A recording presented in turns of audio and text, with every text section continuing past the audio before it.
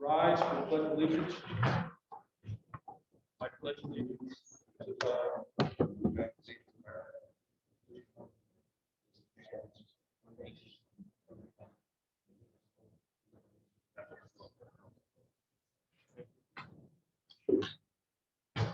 Okay, call the meeting to order. Do I have a motion to accept the agenda? Joe? Greg, second. Any questions? All in favor? Okay, thank you. 5-0. I'm going to go on then to new business. Be it resolved, Board of Education of the Cottontail Central School District hereby accepts the resignation of Ron Ernst effective March 31st, 2021, and approves the agreement by and between the district and Mr. Ernst dated April 7th, 2021. Consideration of Mr. Ernst's voluntary resignation. The district will not proceed with the Section 75 hearing with respect to this employee. A motion to accept the resolution. Joe? Okay, Terry? As a second, are there any questions?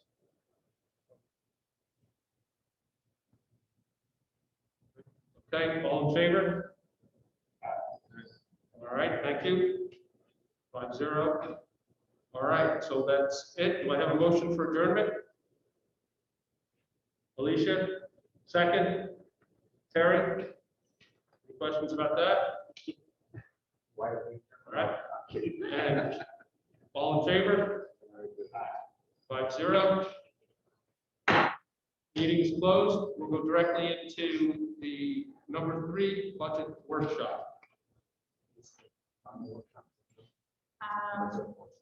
In a large part, yes.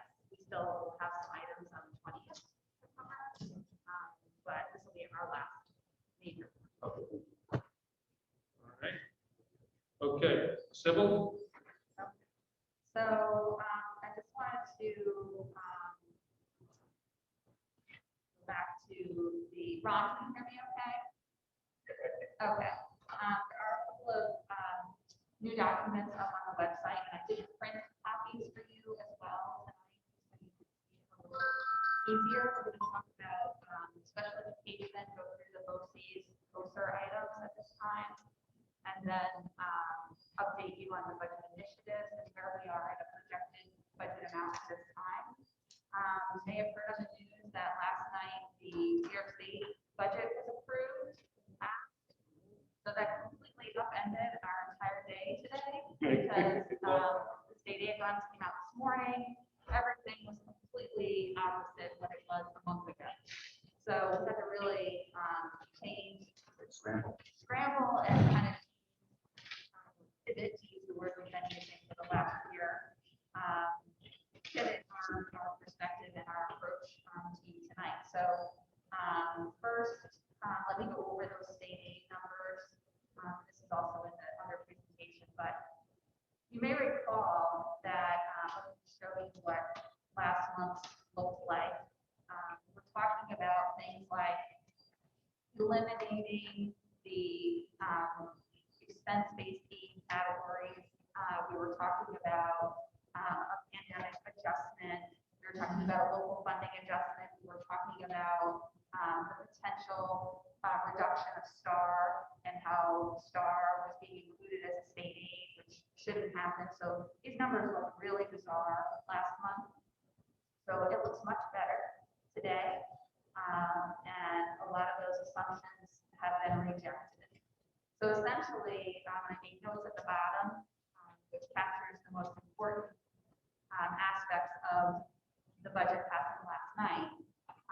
For us, really important piece of information is that we're finally going to see a foundation aid increase. We haven't seen that in this district in a long time, and it's great news. So the state is using some of the federal monies to allocate to foundation aid for districts. And the better news is that we're being told that there is enough money to fully phase that foundation aid increase in over the next 3 years. So that's a good sign. For years, we've talked about how state aid keeps getting reduced, and the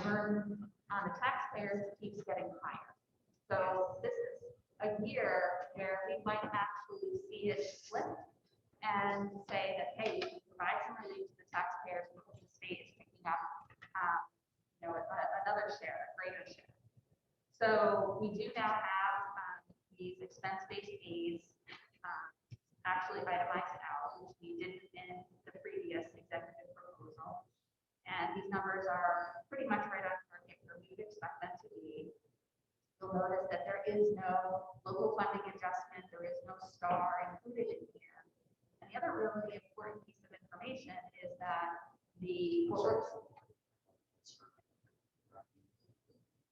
you say there's no star included, this is a list, there's no star included in A provided by the state. Right. That's the star is in addition. Well, it's not in addition, it's part of the collection of our tax levy. Right. But what the governor was doing was he was showing, because we get that check from the state, right? Right. Instead of taxpayers paying an additional amount on their tax bill. So he was showing the amount that we get from STAR as a state aid, which is not accurate. Right. So now it's in addition to the state. Like state aid and star are two separate things. They're two separate things, but the problem with the original proposal was that we still have to collect our tax levy, whatever it is set at, by adding a local funding adjustment or reducing STAR. It was increasing our burden, the school district burden, because our tax levy is what it is, and essentially we were not going to get those funds back from the state. That makes sense? Yes. Okay. Sure. So really important, these two orange or salmon lines here. The CARES 2 funding is what was approved in December of 2020, right before the new year. Initially, that $1.5 million was included as an aid amount. But arguing that it's only a one-time influx of revenue. So it really needs to be treated like a grant, and that is how we will be treating it moving forward. So that's great news. And we've also learned that the amount of the American Rescue Plan stimulus funds are going to be $3.1 million. So for the first time, our application for money like this is being based on our poverty rate and not being based on our land level here in the district, which is what it should be. So that money is going to go a long way towards dealing with serving kids in need of intervention and COVID regression. So this is something that all the New York State school boards has been lobbying for, New York State chemicals and school superintendents, SANES, the teachers union, all of them have been lobbying for this for years. So we will see that the next to that American Rescue Plan stimulus, I have 22-23, because we won't access those funds until the 22-23 budget cycle.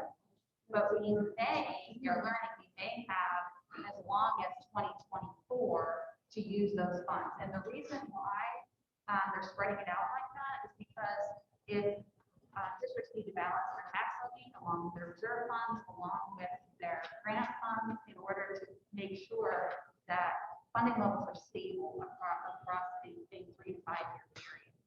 So, state aid planning at Questern Creek is still unpacking all of this data. There's going to be a webinar tomorrow and Friday. So, maybe on the 20th, I may even have additional information for you. But there's this red circle here. I want to call your attention to this because this is where it's still a little bit of a brokerage. So what the New York State governor is telling us is that we are seeing a 6.65% increase in state aid next year. That's not true. So if you look over on the left side, you look over at the 2021 base year aids, that's this year. Remember, we were charged with pandemic adjustment. So $512,000 of our state aid was removed this year. But then it was put right back by federal law. Okay. So we were made whole. However, take a look at where that 6.65% is coming from. It comes from comparing our new state aid totals for next year against what we are receiving this year before the restoration of federal funds. That makes sense? And So the 2.26 is the percentage if you prove that wrong. exactly. real money. Next year is an addition of about $282,000, which is still wonderful. It's great. We're really thankful for that.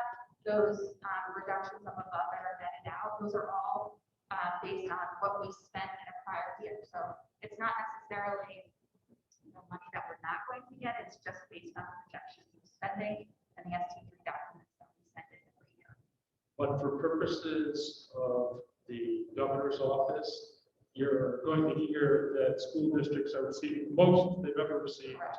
ever. Correct. And, well, it's, you know, you take with one hand, you give with the other, and you cross your hands.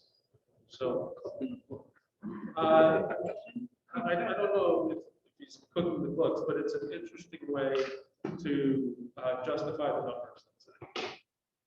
So it's all in all, it's good news. It is good news. And I'm happy with this. So then let's take a look at special ed. It's the smaller colored worksheet that is in front of you.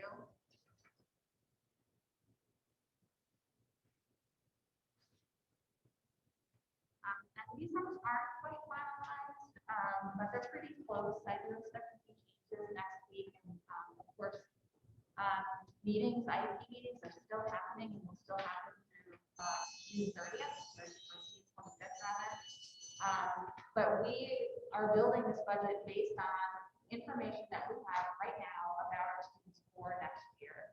So behind this document, there are multiple spreadsheets that load data into these figures. So student names, placements. On the other side of it, it's got transportation. We've got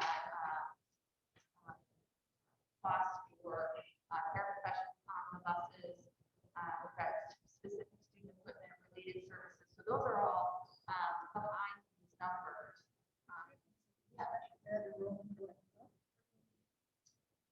That would be that's a good question for Stella. So it's difficult to say because a lot of the meetings are not completed yet, but our population still goes down, but our needs still go up. So the children that are coming to us are behind, and if they're behind for a certain amount of time, it increases the likelihood that they will be labeled. And we typically don't label kids kindergarten, first grade, or second grade, but we are watching them very, very closely. And they are coming with some significant deficits. So I know that's not exactly a perfect answer, but I'm gonna say off the top of my head we're about the same percentage. And when Stella's here in 20, projected number of students come here at work. You know, as part of our process throughout the season, we're looking at historical spending in each area in order to make decisions about next year. I will tell you where you're seeing the large decrease in tuition. We do have a student in our private placement who is aging out of the system. So that's really the reason for that.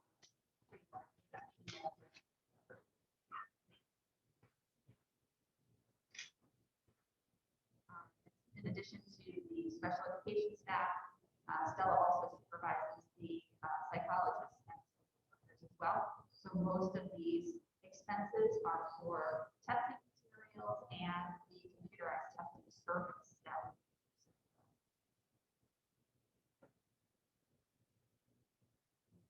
So actually one, let's look at the larger spreadsheet that you have for those posters. Always a big project.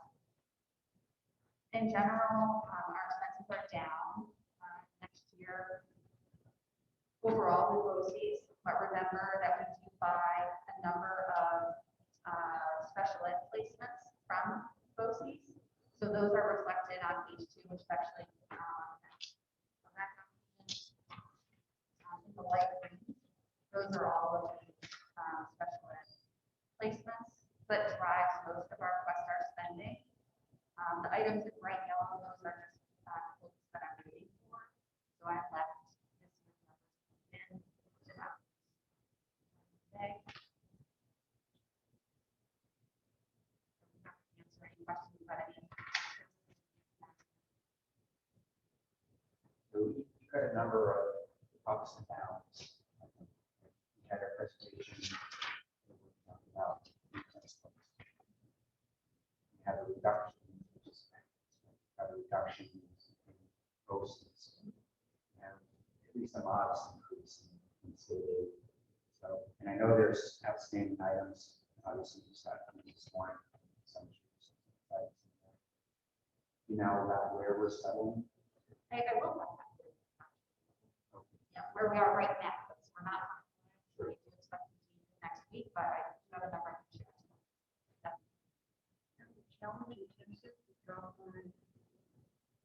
Yeah, so we have a number of students that changed programs, so it's not that they left. It's that those students might be transferred to private placements.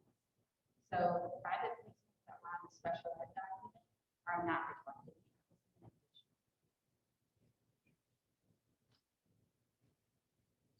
And we are waiting on a couple of, we have names of children going into placements, but we don't know what their placements are yet. So,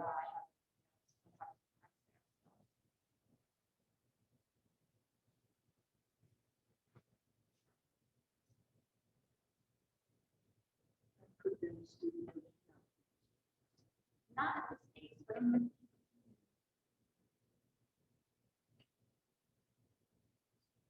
Last workshop or placeholder, if you would. I don't know if that's still sitting in these numbers somewhere. I thought, and I could be wrong, I was sure. I thought you added an extra 500K that wasn't signed anywhere because it was enough outstanding questions. Something like what? Right? yeah, I don't recall. No, that would be a large amount. I would say that's probably not good budget practice. I just misunderstood. So does the green here have anything to do with here? It does not, but it's right out of the Okay.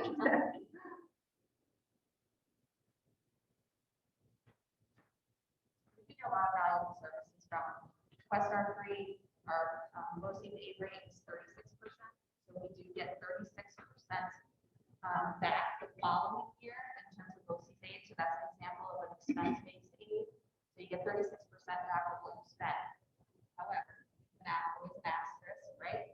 So these special education placements are considered high-cost aid. So this is not 36%, a different percentage of the aid.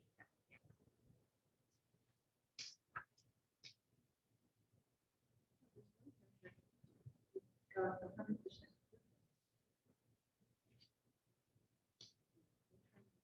Program.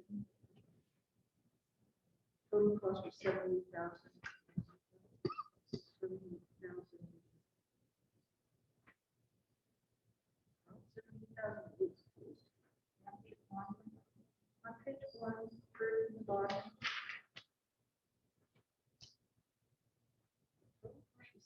Oh, right, yes, we did project that we were going to have 3 students in that program this year, but there are no students for that. And I am not sure where we ended with that program and those students. That would be a question. We're still trying to work through that, but with an appropriate plan for those individual citizens.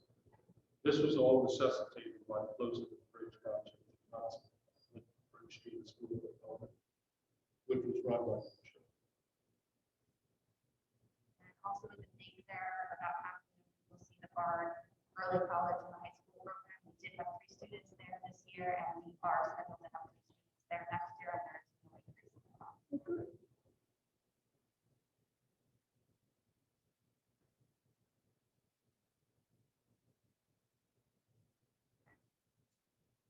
Do they go then to the bar campus? Or to the, No, whatever it's called?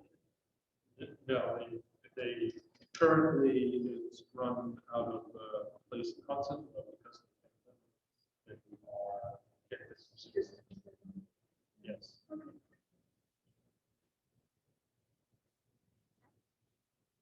expect too many changes here.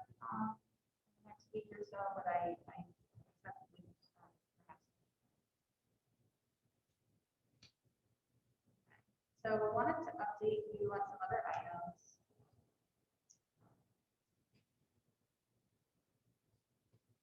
This is just another look at the state aid. I want you to keep this, this number in mind, this $281,000. That's the net increase of our state aid from this year to next year. Just keep that as we're moving forward. Here's the budget initiatives worksheet. We're pretty close on all of these numbers. And then over the course of the last couple of months, we're working on some safety and security items.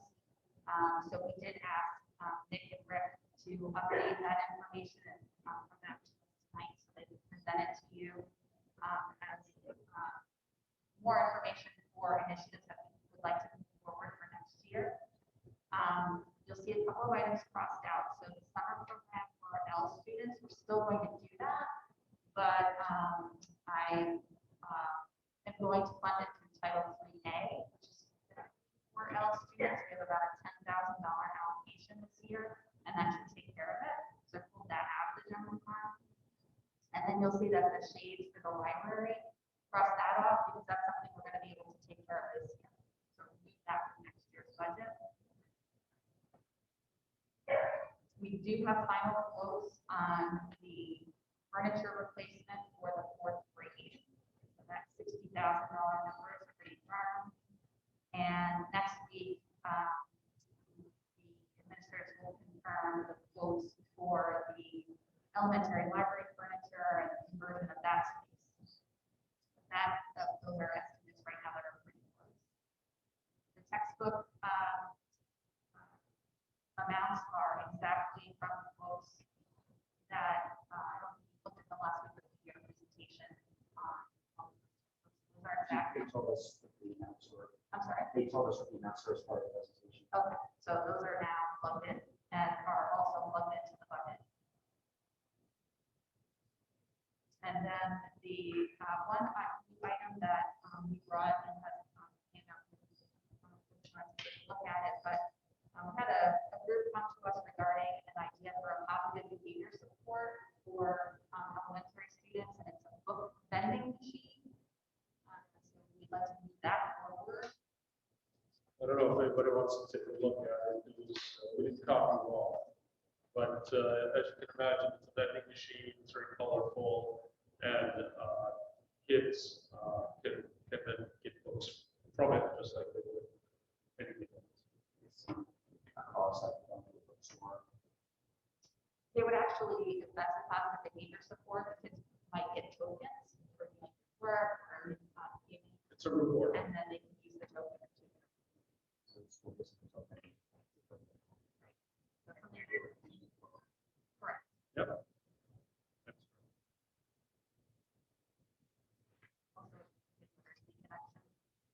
One update on the purchase of the buses.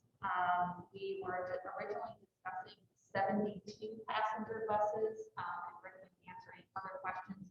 But what we would like to do is instead of kind of restricting ourselves to 72 passenger, we want to say two full-size buses.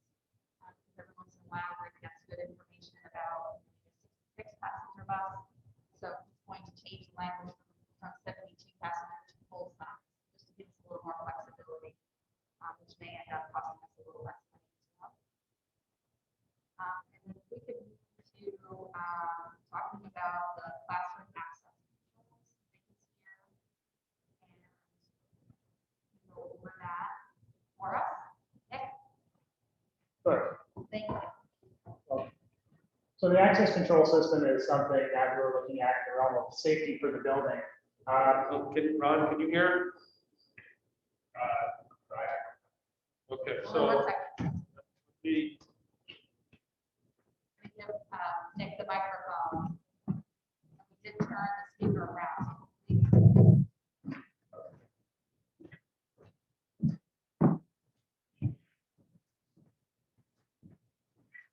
So the access control system is something that we were looking at because it will increase the safety of the facility quite a bit. We face many challenges with access control here. We have over 800 doors in the building, and our key management system is cumbersome and it's time consuming for us to keep track of, and it's quite antiquated. Basically, we give somebody a key and we write it down on an index card. When they give us the key back, it gets initialed, and it's just not really up to the standards that we'd like it to be for today. If you are requiring access to multiple rooms, then we may need to give you more than one key. If it's 20 or 30 rooms, then we're going to give you a master key. So for instance, obviously our custodians and our cleaners, our maintenance people, they have master keys.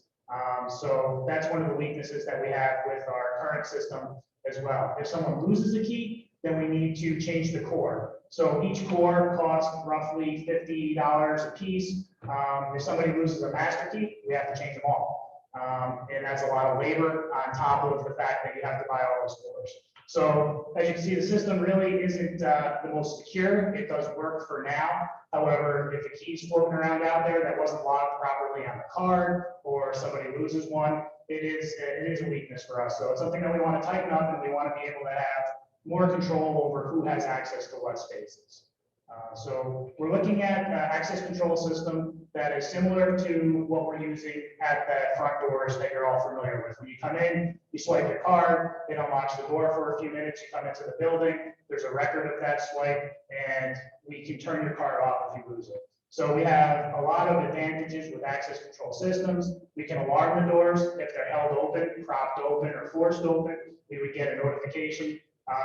We have the ability to grant access to the building on a temporary basis. So if we have a contractor that comes to the building and they need access to some classrooms to work on some unit ventilators, for instance, we could give them access to just the rooms that they need to get into, and we can have it expire even, or if the card gets lost, we can turn it off right away. If somebody leaves the district suddenly, we can simply turn off their card. So we can really assign access on a much more granular basis, and we don't have to give everybody access to everything just because they need access to lots of things. Another thing that we have in this day and age that's very important with access control systems, since it's computerized and everything can be done, right from a head-end system, is if you have a situation that requires you to lock down, when that announcement's made, a button can be pushed and all of the doors will be locked and the card readers will be deactivated. So if a card falls into the wrong hands, they won't be able to simply go into any room that they want to. The only card that would work is the special law enforcement card that they would have in every one of their patrol cars like they currently do, and they'll be able to have access to those rooms into the building. So it's much more secure and it gives us those advantages. So the solution that we're looking at for this is the Avigilon Access Control Manager solution. We currently have it in place for the front doors, like I said. So all we want to do with that is expand upon it. We want to add the classroom doors and then build on it from there. So outside doors are currently done. Putting the control system on the classroom doors would be the next step. It would take keys out of hundreds of people's hands and make our campus much more secure. Yes. So what happens when the system goes down? We all know that we use it at times. Yes. So that's a good thing. We actually just recently had that happen with one of the control panels for the elementary school, and I didn't find out about it until I was trying to program a new employee's card. So when the system goes down, what happens is all of the information that's already there remains there, and it can't accept new information. So if it just doesn't have communication with the head end, everything that's already in there will still work. So each lock has storage, so it knows which cards can open. Each lock will report back to a panel that's in that section. So there may be 30 locks on one panel. So if that panel goes down and loses its connection to the head end, any information that's stored in that panel, as long as there's power to it, it does have battery backup, will stay there locally and everything will work as it did before. We'll get a notification that the panel's down and be able to go fix it. But to answer your ultimate question, we'll still have to maintain a key system for maintenance folks that they'll be able to go unlock the door if it does go down. So it would never get locked out because we didn't have communication either to the head end, or if a circuit board were to just fry on a weekend or something like that, we'd be able to still get it. So this system will integrate with our current system. We wouldn't need to issue new cards to everybody. We wouldn't need to refigure everything. It's basically just an Day Automation, the company that we've worked with in the past, offers it on a New York State contract. And the other thing that we're looking at doing is utilizing wireless readers to keep the cost down as much as possible. So the wireless readers don't need to have, lots of cable runs pulled to them. There'll be access points that they'll communicate with, and then they'll talk back to the main panel. So trying to keep the cost down by using wireless readers is another thing that we're exploring. And what is the cost? The cost of this, we're estimating to be right around $450,000. And that's all expense in a single year, or is it amortized over several years?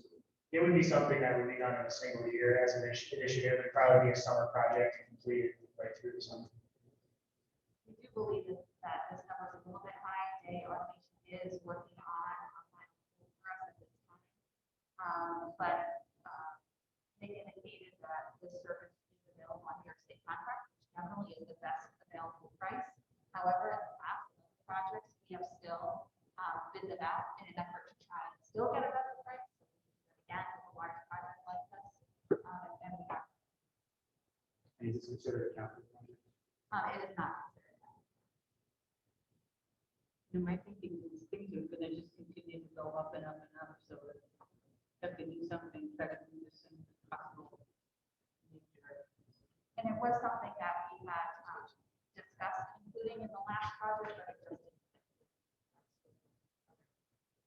Flooring items. Sounds like a great system. You don't want to wait. Disaster happening. And we kind of put it off, when we realized that we're going to have some limitations with building next year or this year and being remote, so some kind of right now.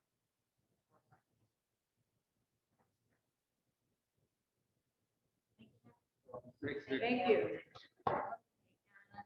Rick is also joining us tonight to talk about the management system. Certainly experienced in all of change this year with regard to transportation. Pretty critical for us to really get this year. And it's a fancy video show. Pardon me? You have a fancy video show. Hi. So go back to the first slide for a minute, if you wouldn't mind. So over the years, we have kept a good look at the technology that's been increasing for school buses to increase safety and monitor where kids are and that kind of thing. And we've really wanted to do some of these programs, but they've all been separate modules, and they've had pretty substantial reoccurring costs. So that's why we've held off on requesting any of that, even though we felt we needed it. We felt that the cost was too high. We can go to the next slide. So Tyler Technologies, who actually provides our bus routing software that we purchase from them yearly, came up with a thing called Tyler Drive. And it's a driver aid and a student tracking system that does all the things and then some that we were looking to do to provide a safer bus ride for our kids. And if you look on the upper left-hand side, that is a tablet that is actually mounted on the dash of the bus, not to be in the way of anybody looking out the windshield. And then the lower right-hand side, you'll see that's a swipe card reader for the cards that the students who ride the bus would swipe as they get on, as they get off the bus. So it's an integrated onboard platform. It integrates with our bus routing software. So the software for a particular route would be downloaded to a tablet as the driver logs onto that tablet in the morning. It gives them a step-by-step navigation of the route as it's planned, but it does it through voice. The minute the bus starts to move, the screen goes black, and all you get is voice commands as to where to turn, where to stop. Sometimes I don't know how our drivers manage it, because when they come in, we get a substitute, they get a bunch of papers, or at the beginning of the year, they get a bunch of papers that have all the directions and which stops and which kids are at the stop. So oftentimes, at least in the beginning of the year, you'll see drivers driving along with this paper in their hand and trying to read it and drive at the same time. That goes away a little bit towards the end of the year, but a substitute who's on a route that they've never been on before would be plagued by that. And it's definitely a distraction for a bus driver when they're supposed to be watching the road. So they're going to get directions of turn left here, turn right here, stop in 200 feet, just like you would on the GPS on your car. When they get to the stop, there's going to be a picture that comes up. The screen will now come back on once the bus is stopped. And it will give you a picture and the listing of all kids that are at that stop. It'll also give them reroute directions if there's a road closed. It monitors those kind of things, and it'll give them reroute directions based on the parameters that we set. Say, we want the bus to show up at Johnny's house and pick him up on the right side. We don't want to cross him there. It'll take that into consideration when it gives the driver the reroute directions. It gives us lifetime GPS tracking of all buses. We've been after this and talking about this for years, but it was cost prohibitive. That's all built into this. That lets us see on a screen where every bus is in live time. Sometimes some of these GPS programs ping the bus once every 5 minutes or once every 7 minutes, and the bus can travel a long distance in that time, so you don't really see where that bus is. That can be an aid if there's a bus breakdown or some kind of emergency that the bus has where they can't or are not allowed to use the radio. Like I said, we would see on the tablet who was scheduled to board at a bus stop. If a child swipes onto the bus and they're not supposed to be on the bus, he'll get an alarm notice, and then we have to decide what to do with that child. The other thing that this can do is it can record the driver pre and post trip inspections electronically, which is something we've also been after because we do spend a fair amount of money on buying the DVIR books, the driver's vehicle inspection report books, which we have to have available for the DOT inspectors when they come in to inspect our buses. I've checked with DOT, electronic recording is fine with them, and this would definitely be a benefit. So scanning student riders. I've talked to a couple of school districts in the state that have used this, and they're really not having any problems with it. It's working well. They've had to go through a lot of training with the parents, training with the students, training with the drivers, but they're issued RFID cards. One school district has issued them on kind of a lanyard, pull string lanyard that's attached to their backpacks. So as they're getting on the bus in the morning, they pull the string out, swipe the card. If the student loses their card or forgot their card, the driver with one push of the button on the tablet can mark that student on the bus.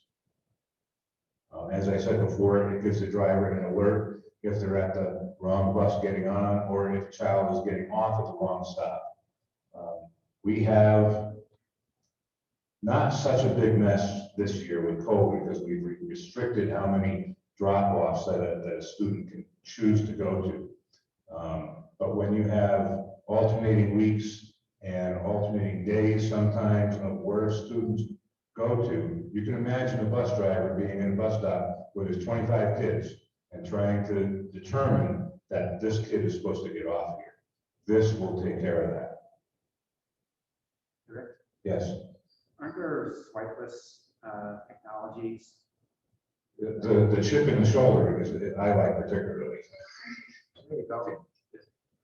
I mean, there are technologies where all you can do is walk by and they know if you've got the device with you, the card, it'll pick it up. And know. So I'm not sure that this program uses that. I have not heard of that, but I can inquire about that. You know, I've been to conferences where everybody's got a badge and there's literally tens of thousands of people got using this setup, and you know every time you walk past this device, if you're walking to a conference room, we count you as attended.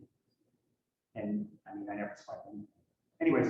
That may be out of our price range. Yeah, okay. So the other thing, go back one more. So we know when a student gets on the bus, we know when they get off the bus. Contact tracing is more efficient this way. We've done a good job in contact tracing this year. It's all been done by paper. But it takes a while because we have to go out to the bus or hunt through a file and find that attendance sheet that the driver has filled out. With this, we will know immediately with a couple clicks on the computer who was on that bus on a given day. If there's a tablet failure, they can still back up. to the- They can back up with the paper, yeah. But I haven't heard any reports of issues with that. Ichabod Crane uses this, so I checked with them.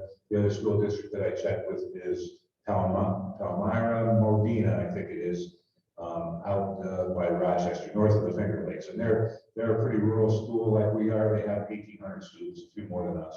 But they're using it, and you're going to see one of their videos here in a minute. The other thing that is nice about this, and this is a thing for our parents, they can use the free phone app called Ride 360, and they can know when their student is on the bus. I think we have many students who get on the bus after the parents have gone to work. That would be good for the parents to know, might be helpful to them. And they can also be notified if the bus is going to be late. There's two ways to do that. They have a map feature that lets the parent see the bus on its route. Nobody's recommending we use that because there's security issues involved with that. But the parents can be notified. The bus is going to be there at 7:25 instead of 7:20. And I think on cold mornings, I think that parents would appreciate that. Click on that.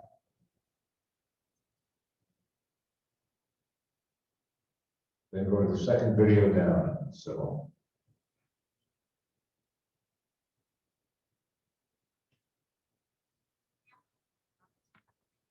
that one.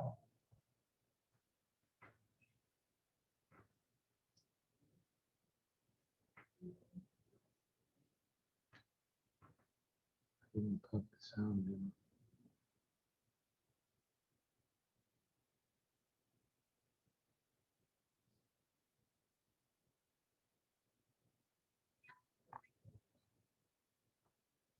So what you're watching is you're watching him, the driver start the route and the tablet start up.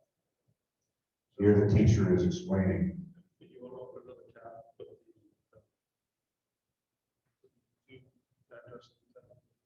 Don't forget how many phones. You're muted down in the lower right-hand corner. And it's only going to come through the speaker because I didn't plug in. No, you're not.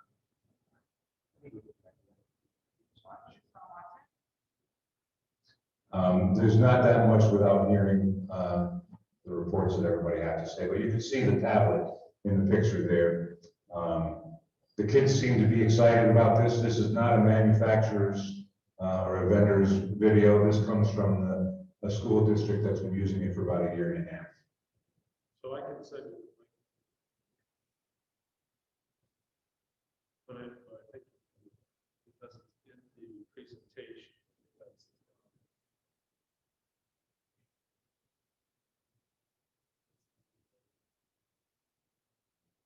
So the screen Yeah, goes it's a blank, good thing. Yeah, they put it- the screen goes blank when the bus is moving, and they're just. There getting- is an option to leave it on. Could you? That's what You my could. question. I'm not sure that's a great idea because it's too much of a distraction.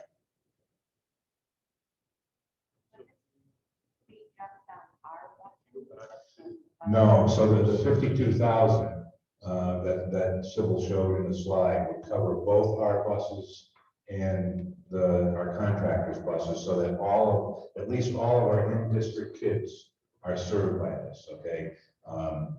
It can be expanded to include all of our out-of-district buses, but for now, we thought that was a way to start. So every bus that has in-district kids would be served by this.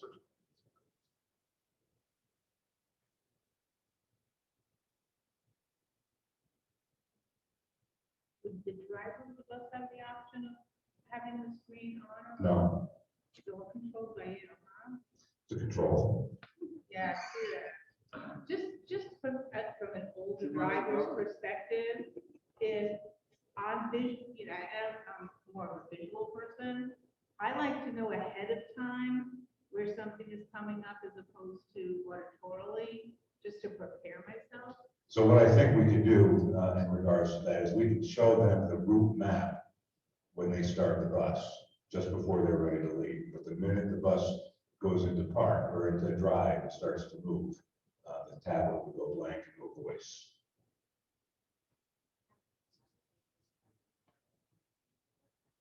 And even the sub. You can tell the sub, you're gonna pick up a kid at 200 feet, you're not going 83 miles an hour. And with most subs, when they come in the morning to take a substitute route, I sit them down with me at the computer and show them the map version of the route.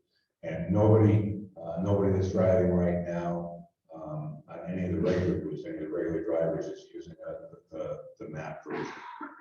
They're using the printed directions. I'll send you guys the link. So in terms of the cost information, here on the initiative slide, the one-time cost to the district would be $52,000. So that would outfit the buses with the tablets and purchase the supplies and food necessary. In terms of recurring costs, we would have a $3,500 annual software fee. That is very common in these kind of programs. That's what we pay for our bus routing software. It's basically a maintenance fee. It actually helps in their design of upgrading their system. And if anything goes wrong, they're covering us. 52,000. 3,500, Ron. 3,500.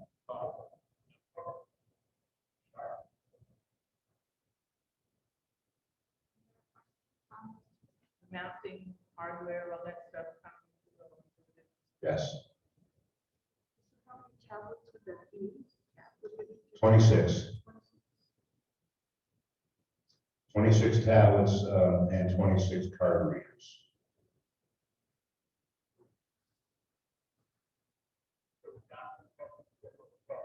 Yes, they would, Ron.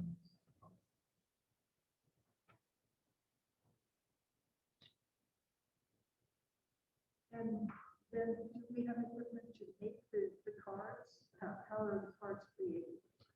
The cards are created by a number of different ways. We're looking at the possibility of putting them on the cards, the student IDs that the kids get from getting their picture taken, which is that Life Touch?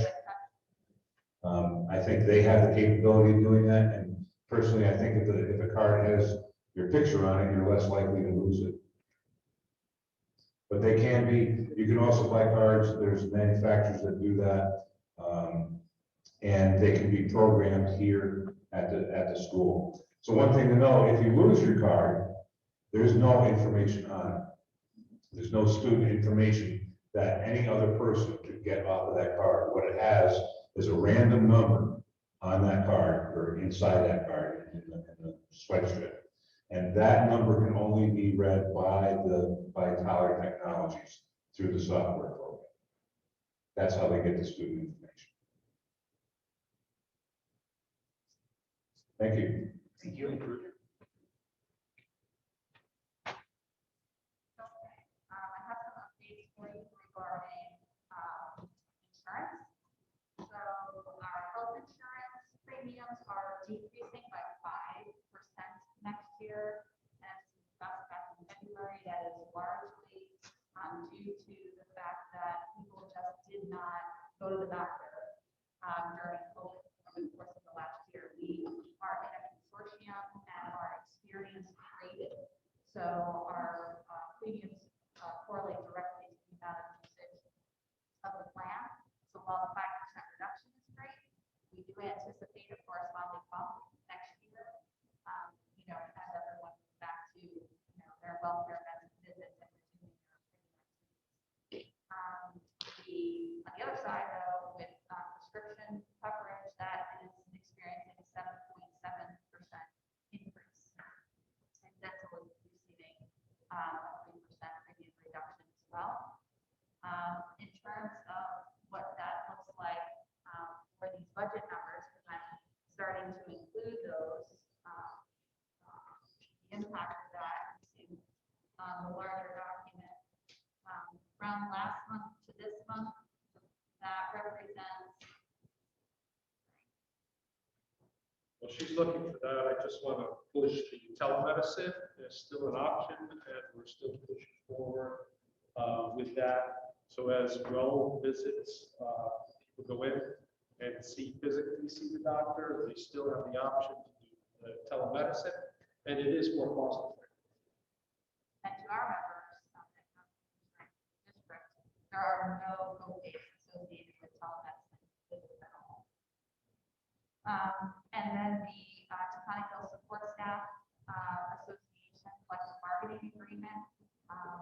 We have reached a tentative settlement. They are having meetings with their membership, but the terms of that agreement that you've seen have been incorporated into the payroll benefits calculation. So the changes to support staff contributions together with those final rates represents about a $192,000 savings for the district from last year to this year that I've incorporated so far. But you see that as an anomaly, right? We get back to. In terms of this, yes, yeah, absolutely. I mean, overall, Taconic Hills over time has generally been in what they call a low bucket, a low experience rating. So we have received pretty favorable rate increases, but this definitely is. Summer plans are starting to come together right before April break this week. The administrators started looking at all of the faculty members' proposals for curriculum development. Those are being scoured. I think that this is the number of hours that have been settled on. These three bullets here are the areas of focus that the district established for folks to be able to submit proposals. So it represents about $30,000 worth of professional development for faculty in those areas. I am in the process of determining how much of that work can be paid for with Title I grant funding. We have some money left over from last year that we did not spend. Luckily, the state realized that, it's difficult to continue to do the work that they normally do, so we were able to carry it all over. So I'm hopeful that I will not have to incorporate a lot of it into the general fund, but that is one area that's still hanging out there and to be determined at this time. I should be able to fund a lot of it with Title I grant funds. And I think at the next meeting, the principals will go over the summer programming for students.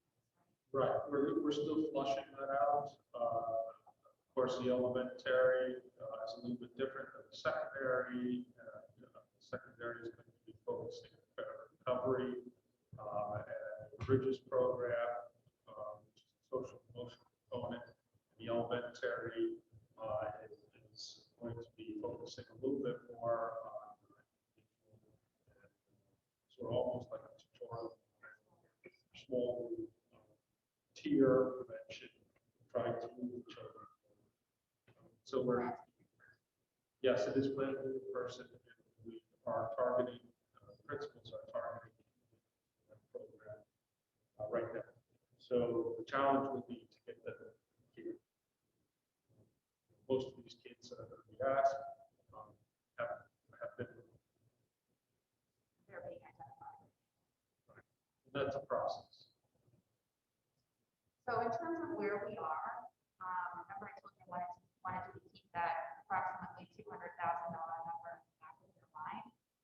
So right now, our projected budget expenditures are about $38.8 million. And again, it's not complete, still have another week of data go, to really hone in on. But up until this point, we were discussing a 1.59% tax levy increase, which represented about $400,000 in new revenue. And considering that 1.59% increase on the left side of the screen, along with our new state aid numbers, other miscellaneous revenues that last meeting, and the appropriated fund balance that we said we're going to use, which is kind of buses and partial net. I'm saying that we have a surplus of funds at that level, at that 1.59% level.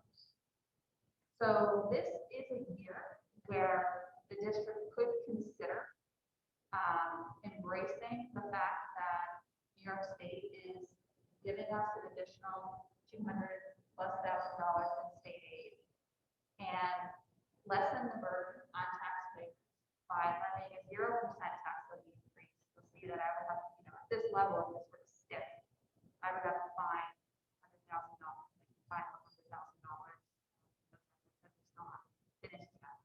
But right now, we're looking at a budget to budget increase of about 1.86%.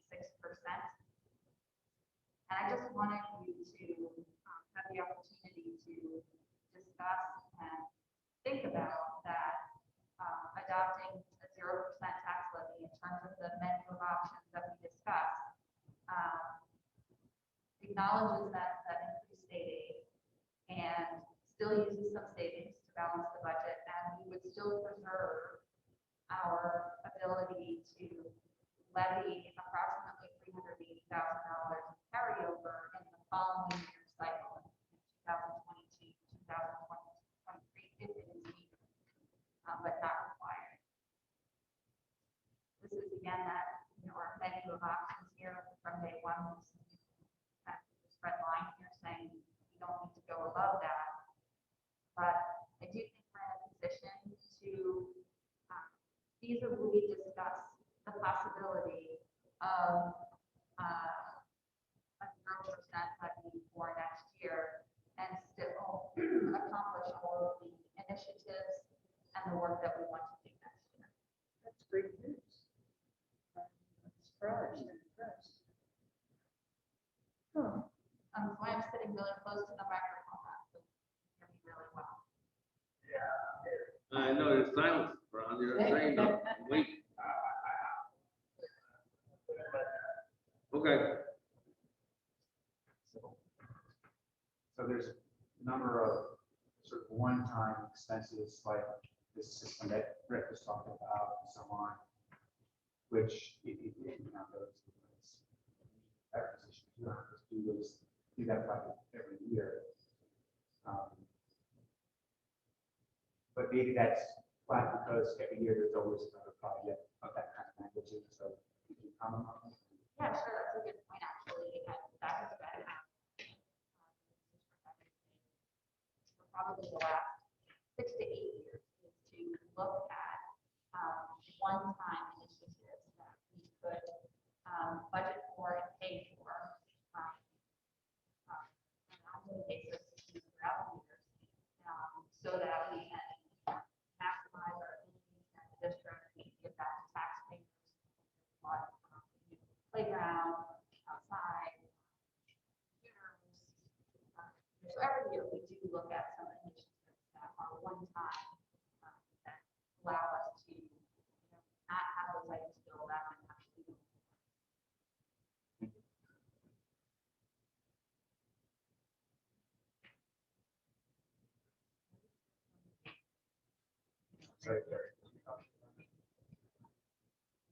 The rule of thumb is, you don't pay taxes.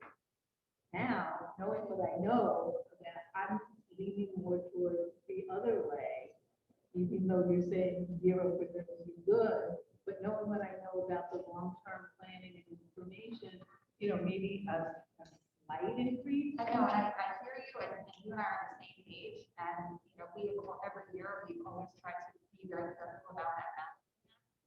I think what has partially changed, my thinking, especially in the last 10 to 12 hours. I was gonna say, this all. Yes, is this infusion of federal money and our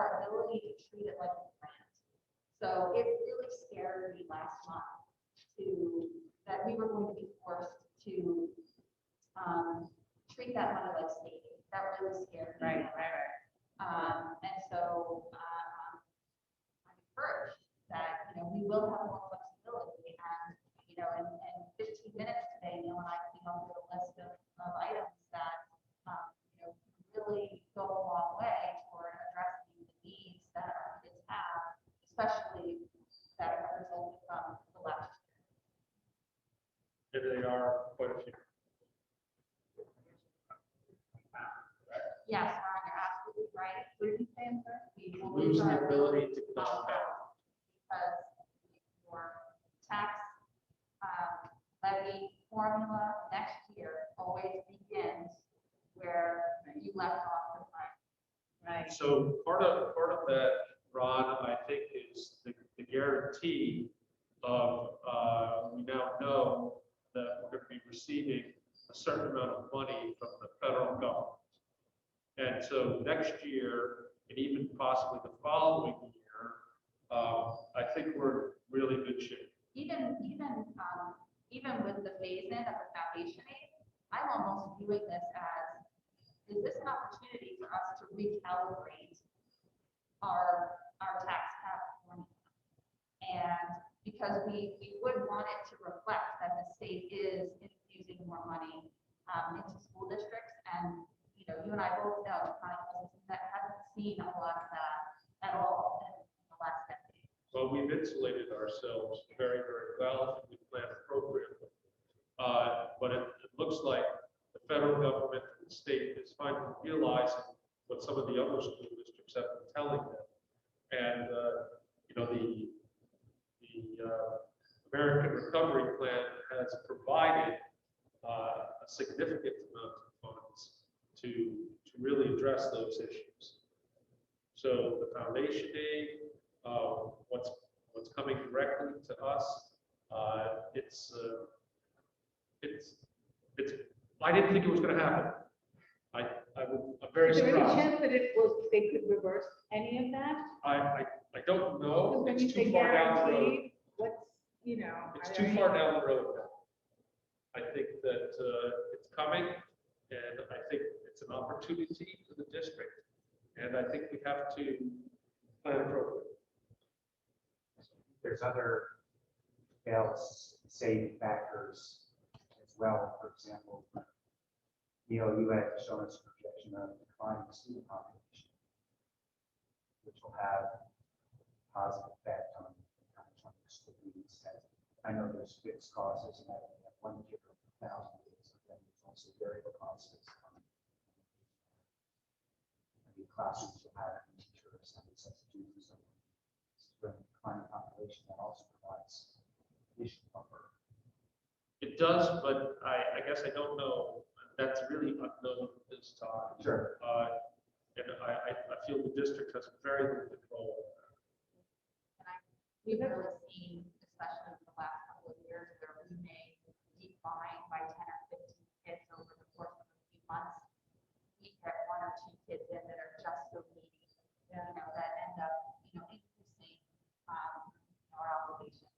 Or, I hate to say it, but sometimes we used this example years ago where we had one family with significant needs and it was a foster family. And then all of a sudden, our special ed budget is blown. So, right. And that, given the fact that the information that we heard last week with the, declines in the math rates and whatever, the kids that are here, even though the population is declining, really do need more help. We're trying to provide the kids every opportunity they can to be successful in creating good citizens for the future. And that's really where the need is. Creating functioning adults, contributing to a democratic society. But we don't need to make a decision tonight, but I did want to put it out there that it is another option. I remember that in that big case. By the way, I ran into someone at a barn sale on Saturday, And I told him I was on the school board. He said, oh, I want to talk to you. He said, my wife and I chose not to have children. And I don't think we should pay school tax. Oh, I was like, you got one there. because we don't have children. So why should we, I'm sorry? That was rent, we don't have to pay. Yeah, he still pays the taxes too. He actually had several properties and complained about all of them. Well, I can tell you that, you know, there's a bird ban going on right now, but yet we had a huge fire in Philmont.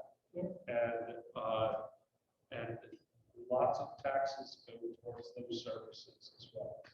Yeah, So we have a few families of our students now are displaced. ooh, They lost everything.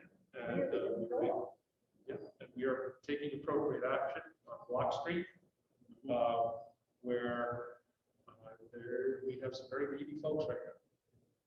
They posted that on Facebook, like who needed what in terms of clothes, you know, one family had 5 kids or something, and But we have, clothing, money, you know, just everything, they lost everything. including the school's computers burned up. So we will be replacing them. So they just got out of the clothes on the back. All right, is there any other questions this evening? I do have one question. Is there a financial advantage to moving money out of the general reserve fund into the capital reserve fund? Is there a reason to do that, that it makes more money moving it? It's more about future planning. So we know that we have most of our debt service dropping off in about 6 to 7 years. Right, I see that. But school districts are required to maintain their campus, so we will very likely be ready to proceed with another capital project, the building. So by moving that money, But if the people in the district have to vote on moving that much money, wouldn't it make sense to wait until the board decides what they want to spend it on, so that people could vote, yes, we want that, instead of just having them vote, yeah, move the money. And then for them to find out that we decided to spend it on a hotel or something. right, well, they would get to vote twice. They should get to vote Yeah, twice. so they would vote on creating a capital reserve and funding. Uh-huh. And capital reserves can only be used for certain purposes. Right, I know that. That's included in language. But then when it comes time to come up with projects, the voters would get to vote on it. On what it's spent. But I still don't understand moving it now. It just seems, you know, we don't come up with the capital project just like Planning for the future. buying a used car, like, ooh, that's a good one, let's spend it on that. It's a long-term project, you know, deciding what to, So we're required to have an architectural report every 5 years on the buildings on the campus. yeah, And inevitably, they find things that we're not aware of yeah. and need to plan for. But it is putting that money purposely there for us for a purposely specific reason. So that's why you take it out of the general fund. I mean, I'm much more comfortable, I didn't realize the second time, I'm much more comfortable. Yeah, I didn't know either. I thought it just sat there and then we could say, oh, we want a bowling alley. But, Not a hotel, not bowling alley. right, but I find it hard to think, I mean, I'd like to have a dorm. At some time, but, it's hard to believe we need more buildings. No, it's improvement as well. So I'd like to see a bell tower. we've got those. the plan that Neil is talking about, that process will be next July, actually. Not just July, but July following. Right. We were supposed to do it this year, but then COVID pushed it out. And we rescheduled for districts to complete that so that schools were not all submitting their capital projects at the same time. They stagger They stagger that them, because so- it's such a small office. in the state. Right, so that process of coming up with improvements or renovations will take time. But it's still not something that's urgent to do this year. If the architectural study won't be done until 2022, we wouldn't have to do this until 2022. Put the money into a fund. No, but personally, I find that it is more transparent for the voters. They look, we're going down this road, we're planning, here's the first step. Rather than in 3 years, going to the voters saying, I want all this money, create a capital reserve, oh, and I want you to. I feel like it's an incremental approach. Yeah, I guess so. I think, I mean, a lot of people feel that we've got like the best high school buildings in the state. And they just can't imagine what could be done more. We still have a lot of time. that we haven't been able to do. So what was the previous capital building fund or renovation fund? What was the amount of money spent for all the work that's been done, the air conditioning, the flooring? The same amount was $5 million. And the total value of the capital project we just about finishing is just over $11 million. So we used $5 million in cash and our.